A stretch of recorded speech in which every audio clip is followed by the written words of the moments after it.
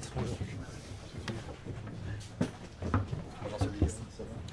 Monsieur le ministre, on va dans la salle.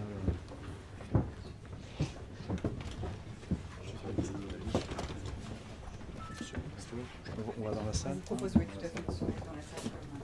Point de situation qui nous conduit donc à considérer qu'on a une amélioration météo, mais on va dire assez légère, avec une remontée de l'humidité, des taux d'humidité, un peu moins de vent.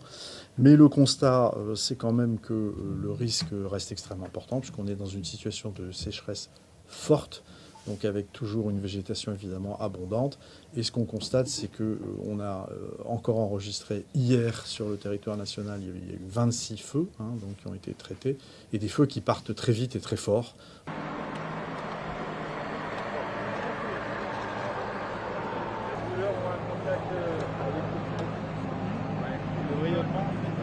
La situation, elle demeure compliquée et évidemment, on ne baisse absolument pas la garde. Pour parler en opérationnel, donc actuellement, pour vous donner quelques données opérationnelles, on a eu au total, depuis le début de la saison, nous sommes passés à 14 131 feux. 14 131 feux. La surface qui a été brûlée est de 117 000 hectares. Donc avec les feux de la journée d'hier notamment, qui n'ont pas parcouru des surfaces importantes, mais quand même maintenant nous sommes donc à 117 000, et donc hier, je le redis, c'était 26 feux.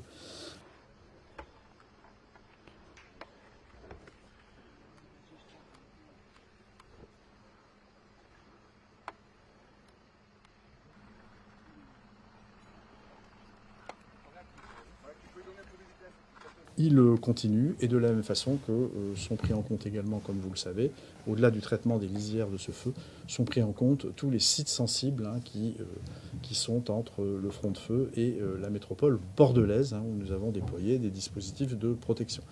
À signaler que, pour la première fois d'ailleurs, nous avons engagé sur ce feu des moyens de la police nationale. Donc nous avons des engins lanceurs d'eau qui ont été mobilisés pour soit protéger les sites sensibles, soit attaquer la lisière du feu à partir de voies carrossables. Et donc, oui, j'ai pas eu ce petit bout de son fait maintenant, monsieur le maire. Recule, merci. On a une hygrométrie propre, on le sait, hygrométrie. Concernant les renforts européens, dans le cadre du mécanisme de protection civile de l'Union européenne. Donc ce mécanisme a été déclenché, et par ailleurs nous avons aussi des accords bilatéraux avec un certain nombre d'États qui ont dans ce cadre-là, donc indépendamment du cadre du mécanisme de protection civile européenne, qui ont mis un certain nombre de moyens à notre disposition.